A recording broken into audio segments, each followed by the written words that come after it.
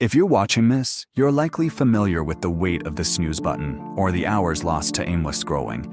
This isn't a lack of character. Your brain has been methodically conditioned to prioritize the path of least resistance. Every time you bypass a task you intended to do, you send a chemical signal through your neural pathways. You are training your subconscious to recognize your own voice as unreliable. Over time, these synapses strengthen, building a cognitive framework that views success as an impossibility. This creates a significant problem when you finally encounter a critical life challenge. Instead of mobilizing, your brain initiates a coordinated saturation of shutdown signals across your entire network.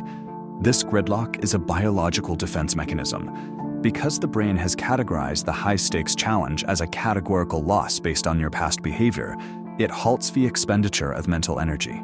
It forces you to surrender before you can even attempt to exert yourself.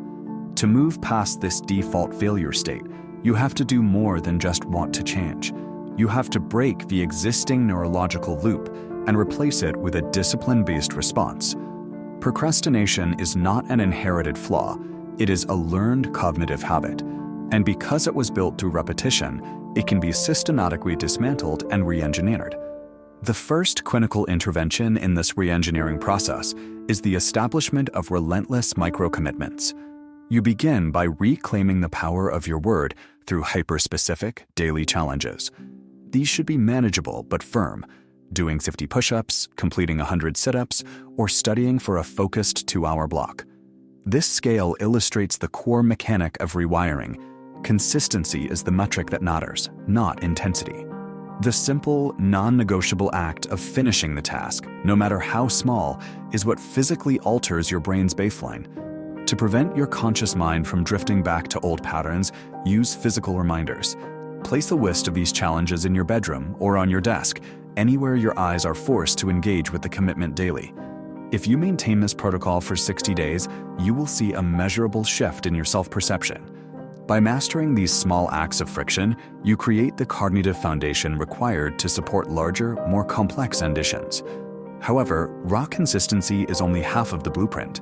Without a clear architectural roadmap, even the most disciplined person will eventually hit a wall of burnout. This is where you apply sub-goal engineering. You take a broad, distant objective and fracture it into escalating steps that are calibrated strictly to your current capacity. This progression bar shows how 80 consecutive push-ups is achieved. You reverse engineer it, 20 the first month, 30 the second. Every time you fill a segment, your brain receives a positive feedback pulse. This continually reinforces the rewiring process, making the next step feel achievable. There is a danger here, setting an unrealistic starting point. If you set a benchmark your brain knows you can't hit, you instantly trigger the old failure programming and the entire system collapses. Grand achievements are not the result of sudden inspiration. They are the mathematical compounding of precisely engineered, achievable steps. Even with a perfect map, you will face moments where your knees buckle. Fatigue or external circumstances will eventually lead to a day where you fail to follow the protocol. You must reframe this moment. A failure is not a system collapse, it is a stress test. Your brain needs these instances of friction to harden its new neural pathways. An unproductive day only overrates your progress if you let it. The damage occurs only if you consciously decide to stay down and stop the work. True discipline is a mechanical habit. It is a system designed to function regardless of whether you feel motivated or exhausted. So stop relying purely on how you feel. Trust the blueprint you've engineered. Accept the fall as a data point and pick yourself up.